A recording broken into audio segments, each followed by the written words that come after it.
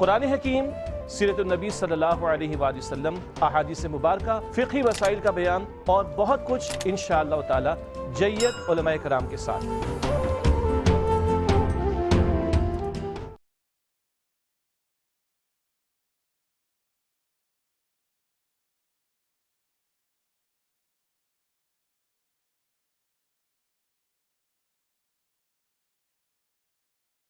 نحمده ونصلي على رسوله الكريم اما بعد بسم الله الرحمن الرحيم اللهم صل على محمد وعلى آل محمد وبارك وسلم رب اشرح لي صدري ويسر لي امري واحلل عقدة من لساني يفقهوا قولي واجعل لي وزيرا من اهلي آمين يا رب العالمين۔ ناظرین کرام السلام علیکم ورحمۃ اللہ وبرکاتہ۔ اور یہ خصوصی پروگرام ہے دورہ ترجمہ قرآن کا۔ اللہ تعالیٰ یہ محنت اپنی بارگاہ میں قبول فرمائے، اور آپ کے علم ہے کہ قرآن حکیم میں سے 17ویں پارے کا مطالعہ جاری ہے اور سورہ انبیاء کا مطالعہ ہم کر رہے ہیں۔ اس سے قبل واقعات شروع ہوئے، مختصر بیان کے اعتبار سے موسیٰ علیہ السلام، ہارون علیہ السلام کا ذکر آیا، اب قدر تفصیل سے ابراہیم علیہ السلام کا تذکرہ آ رہا ہے۔ سورۃ الانبیاء آیت نمبر 51 سے مطالعہ آگے بڑھا رہے ہیں۔ اعوذ باللہ من الشیطان الرجیم، بسم اللہ الرحمن الرحیم۔ وَلَقَدْ آتَيْنَا إِبْرَاهِيمَ رُشْدَهُ مِنْ قَبْلُ وَكُنَّا بِهِ عَالِمِينَ۔ اور یقیناً ہم نے اس سے قبل ابراہیم علیہ السلام کو فہم سلیم عطا فرمائی، اور ہم اس کے جاننے والے تھے۔ جو کچھ ہم نے انہیں عطا کیا، اللہ فرماتے ہم اس کا خوب علم رکھتے ہیں۔ اذ قال لأبيه وقومي ما هذه التماثيل التي انتم لها عاكفون۔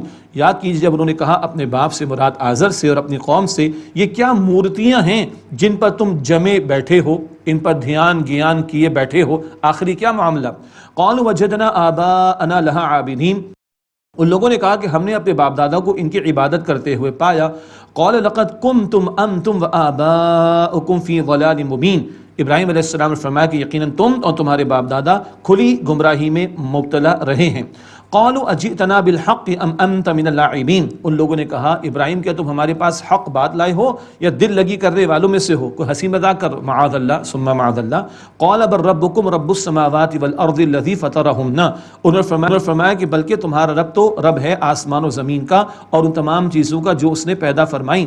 وانا علی ذلک من الشاہدین۔ اور میں اس بات پر تمہارے لیے گواہی دینے والوں میں سے گواہ ہوں، میں اللہ کی توحید کا درس تمہارے سامنے پیش کر رہا ہوں۔ وَتَاللَّهِ لَأَكِيدَنَّ أَصْنَامَكُمْ بَعْدَ أَن تُوَلُّوا مُدْبِرِينَ۔ اور اللہ کی قسم میں ضرور تمہارے ان بتوں کے بارے میں تدبیر کروں گا اس کے بعد کہ جب تم پیٹ پھیر کر چلے جاؤ گے۔ یہ واقعہ یہاں بھی ہے، آئندہ بھی مختصر آئے گا انشاءاللہ تعالی۔ خاص ایک دن ہوگا، قوم جائے گی میلہ ٹھیلا کرنے کے لیے، ابراہیم علیہ السلام پوری قوم کے جانے کے بعد یہ اقدام کریں گے بتوں کے خلاف۔ فَجَعَلَهُمْ جُذَاذًا إِلَّا كَبِيرًا لَهُمْ لَعَلَّهُمْ إِلَيْهِ يَرْجِعُونَ۔ بس انہوں نے ان کے بڑے بت کے سوا سب کو ریزہ ریزہ کر ڈالا تاکہ وہ لوگ اس کی طرف رجوع کریں، مراد اس بڑے کی طرف رجوع کریں۔ آگے پورا ڈائلاگ اور مکالمہ آ رہا ہے، یہ ایک ترجمانی میں نے آپ کے سامنے کی، اور ایک مراد یہ بھی لی گئی تاکہ لوگ ابراہیم علیہ السلام کی طرف رجوع کریں کہ کس نے یہ معاملہ کیا ہے۔ قالوا من فعل هذا بآلهتنا انه لمن الظالمین۔ وہ لوگ کہنے لگے کون ہے جس سے ہمارے معبودوں کے ساتھ یہ کیا ہے؟ بے شک وہ تو ظالم لوگوں میں سے ہے۔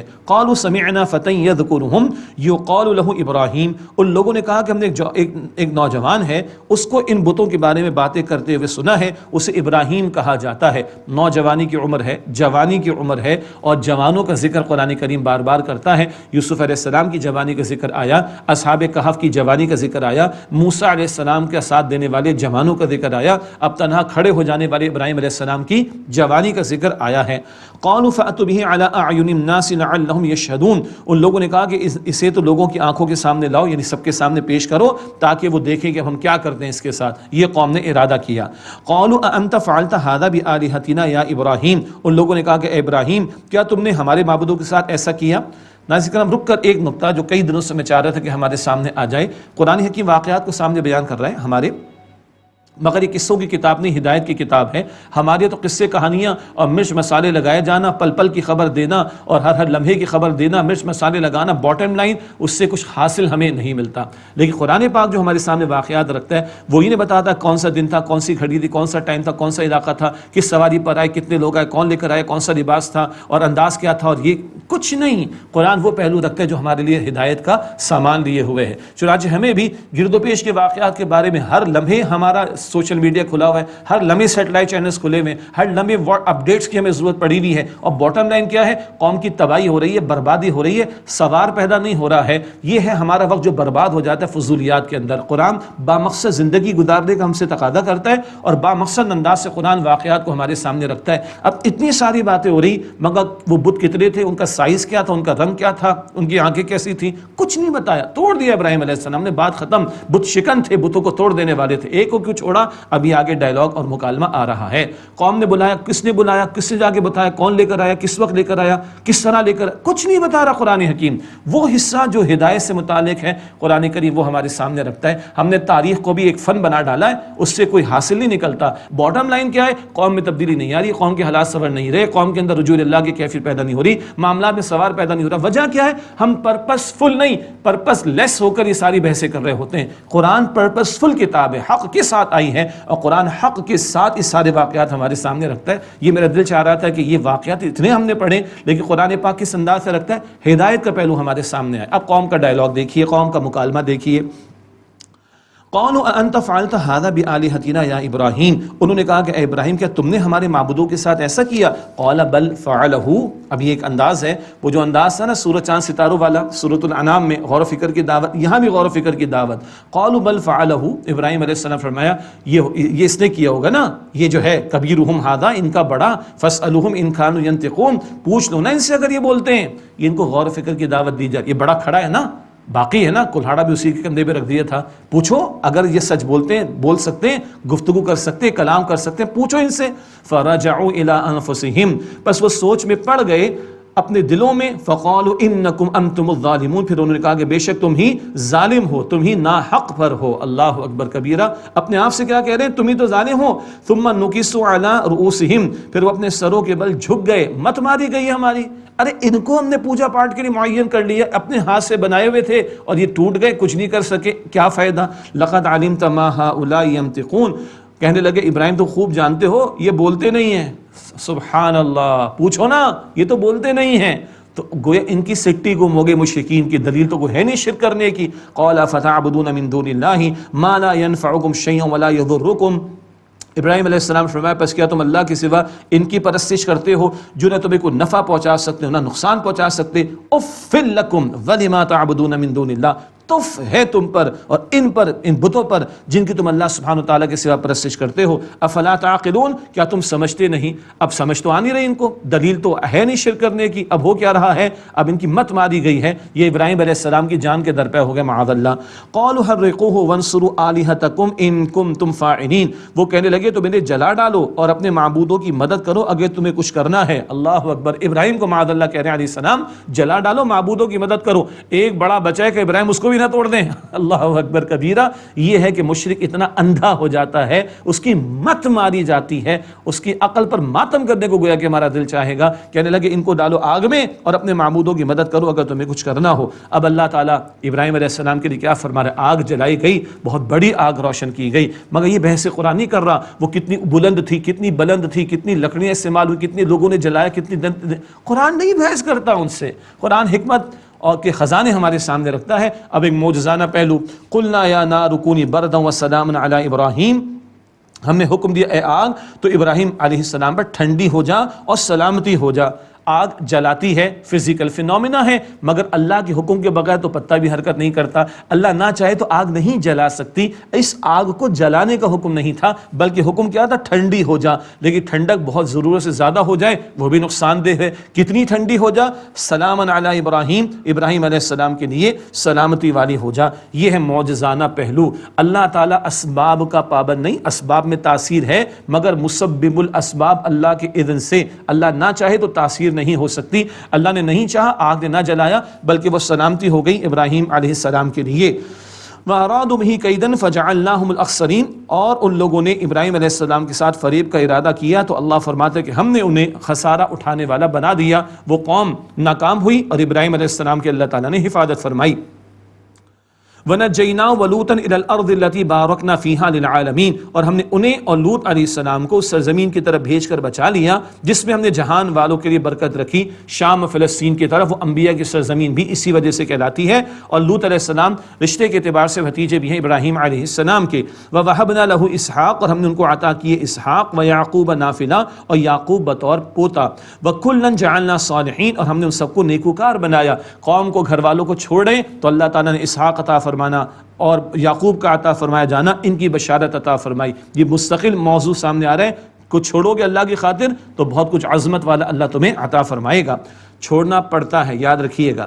وَكُلًّا جَعَلْنَا صَالِحِينَ، اور ہم نے ان سب کو نیکوکار بنایا۔ وَجَعَلْنَاهُمْ أَئِمَّةً يَهْدُونَ بِأَمْرِنَا، اور ہم نے انہیں پیشوا بنایا، وہ ہمارے حکم سے رہنمائی کرتے تھے۔ وَأَوْحَيْنَا إِلَيْهِمْ فِعْلَ الْخَيْرَاتِ وَإِقَامَ الصَّلَاةِ وَإِيتَاءَ الزَّكَاةِ، اور ہم نے ان کی طرف وحی بھیجی نیک کام کرنے کی اور نماز قائم کرنے کی اور زکوٰۃ ادا کرنے کی۔ وَكَانُوا لَنَا عَابِدِينَ، اور وہ ہماری عبادت کرنے والے تھے، انبیاء کی عظمتوں کا ذکر۔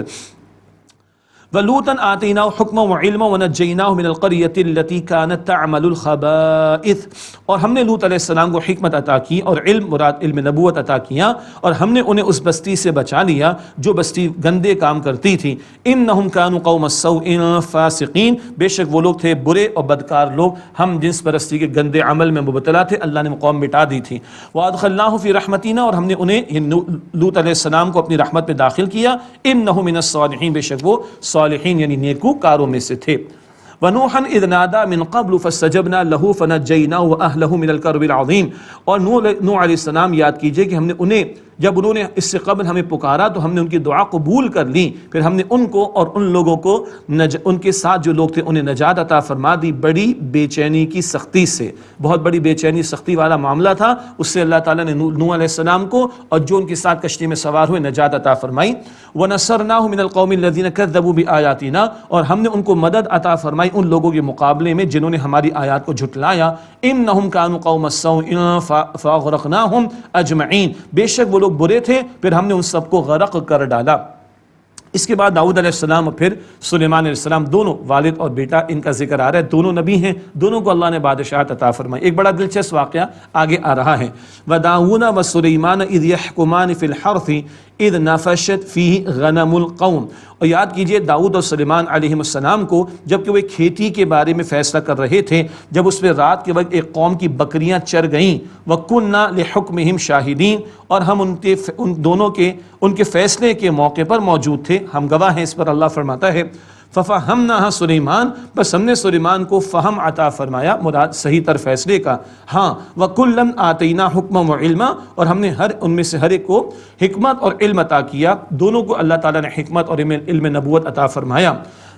تفاسیر میں اس کی وضاحت تھوڑی اس طرح کی گئی ہے جو قرآن پاک کے بیان سے مطابقت بھی رکھتی ہے۔ ایک شخص کی بکریاں تھیں، وہ دوسرے کے کھیت میں چلی گئیں اور چٹ کر گئیں، اب کھیت والے کی تو فصل ضائع ہو گئی، تو کیا کیا جائے؟ پہلے معاملہ داؤد علیہ السلام کے پاس آیا، بھائی بکری والے کا تو ظلم کا معاملہ ہو گیا، کھیت والے کا تو بیچارے کے ساتھ ظلم کی زیادتی کا معاملہ ہو گیا، چلو بھائی بکریاں اس کے حوالے کر دو۔ بات سلیمان علیہ السلام تک پہنچی، انہوں نے ایک ویلیو ایڈیشن کا معاملہ اس میں کیا، اور فرمایا کہ ایسا ہو جائے کہ بکریاں کھیت والے کے حوالے کی جائیں اور وہ بکریوں کے دودھ سے فائدہ اٹھائے، اور کھیت بکریوں والے کے حوالے کیا جائے اور وہ کھیت میں اگائے فصل۔ سبحان اللہ، جب کھیت تیار ہو جائے تو کھیت والے کا ہو جائے گا اور بکریاں بکری والے کی ہو جائیں گی، تو اس صورت میں کھیتی بھی مل جائے گی اس کو واپس اور بکری والے کو بکریاں بھی مل جائیں گی، یہ زیادہ بہتر فیصلہ ہوا۔ اللہ تعالیٰ فرماتے ہیں ہم نے سلیمان کو فہم دیا، لیکن علیہ السلام دونوں کو حکمت اور علم ہم نے عطا فرمایا۔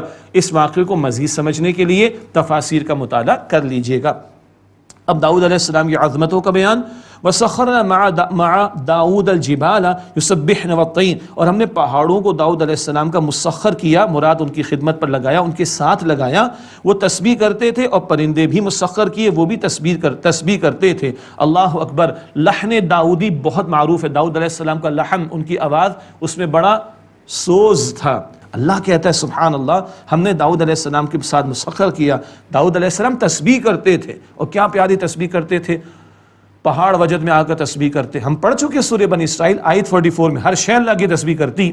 پرندے بھی مسخر کیے، پرندے بھی اللہ کی تسبیح کرتے تھے، اور سورہ بنی اسرائیل کی آیت 44 بتاتی ہے وَلَٰكِن لَا تَفْقَهُونَ تَسْبِيحَهُمْ، ہر شے تو اللہ کی تسبیح کرتی مگر ان کی تسبیح کو تم سمجھ نہیں سکتے۔ معاف کیجیے گا، فرمایا وَكُنَّا فَاعِلِينَ، اور یہ ہم کرنے والے تھے، یہ ہم نے صلاحیت عطا کی داؤد کو علیہ السلام، اور ہم نے پہاڑوں پرندوں کو ان کے ساتھ مسخر کیا، اللہ کی تسبیح میں ان کو لگا دیا۔ داؤد علیہ السلام ہاتھ سے محنت سے کماتے تھے، لوہار کا کام کرتے تھے، ان کے ہاتھ پر لوہے کو اللہ نے نرم فرما دیا تھا، اور سبحان اللہ آگے اللہ فرماتا ہے وَعَلَّمْنَاهُ صَنَعَةَ لَبُوسٍ لَكُمْ لِتُحْصِنَكُم مِّن بَأْسِكُمْ، اور ہم نے انہیں داؤد علیہ السلام کو تمہارے لیے ایک لباس بنانے کی صنعت سکھائی تاکہ وہ لباس تمہیں لڑائی سے بچائے۔ وہ زرہیں بناتے تھے اور اس میں کنڈے لگانا، یہ فرسٹ ٹائم داؤد علیہ السلام نے کیا کہ یہ زرہوں کے اندر کلپس وغیرہ کا لگایا جانا، یہ داؤد علیہ السلام نے کیا۔ حدیث میں آتے کہ اللہ کے پیغمبر داؤد علیہ السلام حلال کماتے تھے، اپنے ہاتھ سے کماتے تھے، اور لوہے کا استعمال اور لوہے سے زرہیں بنانا، یہ صنعت کاری کی طرف اللہ تعالیٰ اشارہ کر رہا ہے۔ ایکسپلور کرو اللہ تعالیٰ کی نعمتوں کو، اللہ کے عطا کردہ وسائل کو ایکسپلور کرو، اپنی ضروریات اور حاجات کو پورا کرو، کوئی حرج کی بات نہیں، پیغمبروں کے ذریعے یہ بات ہمیں سکھائی گئی ہے۔ ہاں وہ زرہ بناتے تھے، مقصد کیا تھا؟ ایک اس کا لِتُحْصِنَكُم مِّن بَأْسِكُم، تاکہ وہ لباس میں تمہاری لڑائی سے بچائے، یعنی جنگ میں کام آئے، دفاع کے لیے۔ فَهَلْ أَنْتُمْ شَاكِرُونَ، پس کیا تم شکر ادا کرنے والے ہوتے ہو؟ اب سلیمان علیہ السلام کی عظمت کا بیان، وَلِسُلَيْمَانَ الرِّيحَ عَاصِفَةً تَجْرِي بِأَمْرِهِ إِلَى الْأَرْضِ الَّتِي بَارَكْنَا فِيهَا، اور ہم نے تیز چلنے والی ہوا سلیمان علیہ السلام کے لیے مسخر کر دی۔ وہ ہوا ان کے حکم سے اس سرزمین یعنی شام کی طرف چلتی تھی جس میں ہم نے برکت عطا فرمائی۔ سورہ سبا میں اور تفصیل آئے گی، ایک مہینے کی مسافت ایک صبح میں، ایک مہینے کی مسافت ایک شام میں طے ہو جاتی، اور تخت سلیمانی بڑا معروف ہے، اللہ اکبر کبیرہ۔ ہوا کو اللہ تعالیٰ ان کے لیے نرم اور مسخر فرما دیا تھا، یہ اللہ کی شان ہے اور یہ معجزات کا ظہور ہے جو پیغمبروں کے ذریعے اللہ نے فرمایا۔ وَكُنَّا بِكُلِّ شَيْءٍ عَالِمِينَ، اور ہم ہر شے کے علم رکھنے والے ہیں۔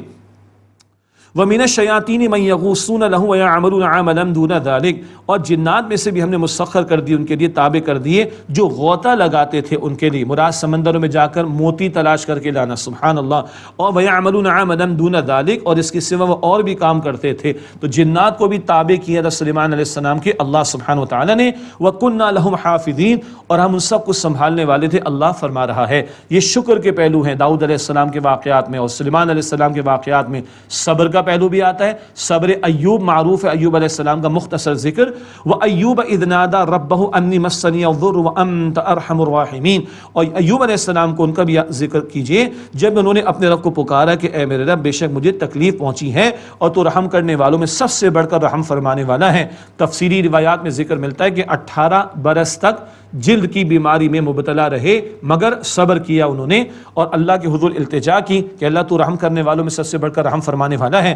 فَاسْتَجَبْنَا لَهُ فَكَشَّفْنَا مَا بِهِ مِن ضُرٍّ وَآتَيْنَاهُ أَهْلَهُ وَمِثْلَهُم مَّعَهُمْ رَحْمَةً مِّنْ عِندِنَا وَذِكْرَىٰ لِلْعَابِدِينَ، تو ہم نے قبول کر لی ان کی دعا، پس جو انہیں تکلیف تھی ہم نے اس تکلیف کو دور کر دیا، اور ہم نے ان یعنی ایوب علیہ السلام کو ان کے اور گھر والے دیے اور ان کے ساتھ ان جیسے اور بھی اپنی جانب سے رحمت فرما کر دیے اپنے پاس سے، وذکرى للعابدین، اور یہ عبادت کرنے والوں کے لیے نصیحت ہے۔ بڑا مال و اسباب ان کے پاس تھا، کھیتی جانور سب کچھ ان کے پاس سے، لیکن جب بیماری کا معاملہ آیا، اولاد بھی ختم، کھیت بھی ختم، جانور بھی ختم، صرف ایک بیوی رہ گئی۔ جب حالات اللہ تعالیٰ نے بہتر فرما دی، پھر اللہ تعالیٰ نے اولاد اور کھیتی یہ سب کچھ عطا فرمایا، لیکن صبر ان کا بڑا معروف ہے۔ پیغمبروں کی زندگیوں میں یہ دونوں پہلو ہمارے سامنے شکر کو صبر کے آ رہے ہیں۔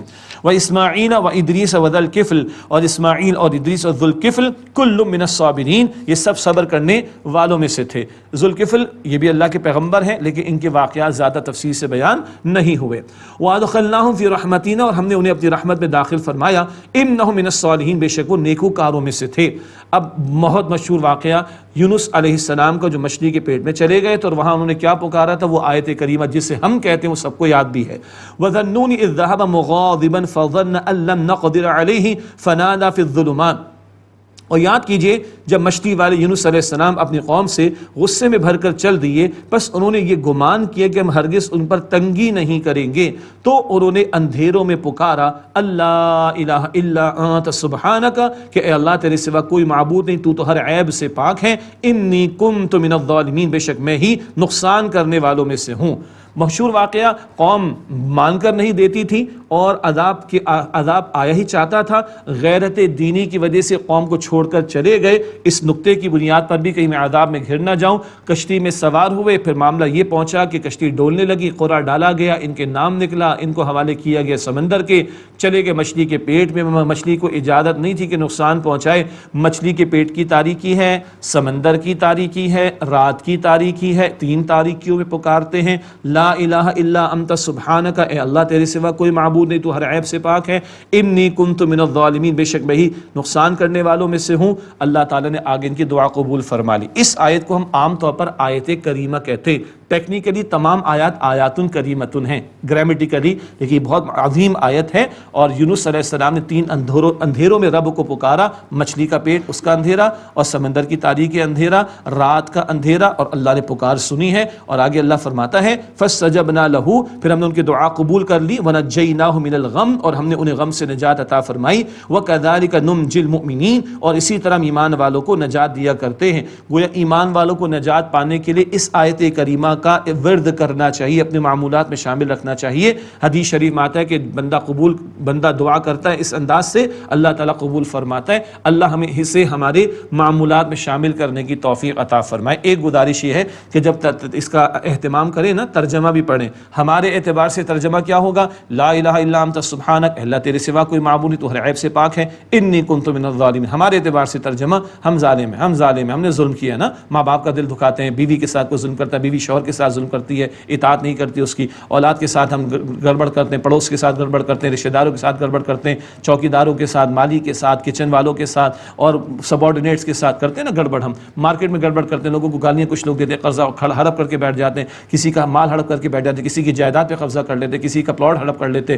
وراثت میں استعمال ہڑپ کر لیتے، اپنے کاموں کو صحیح طرح انجام نہیں دیتے، اپنے اختیار کا غلط استعمال کرتے ہیں نا، تو یاد آئے گا اچھا میں نے اتنی گڑبڑ کی تبھی تو مصیبتیں آ رہی ہیں۔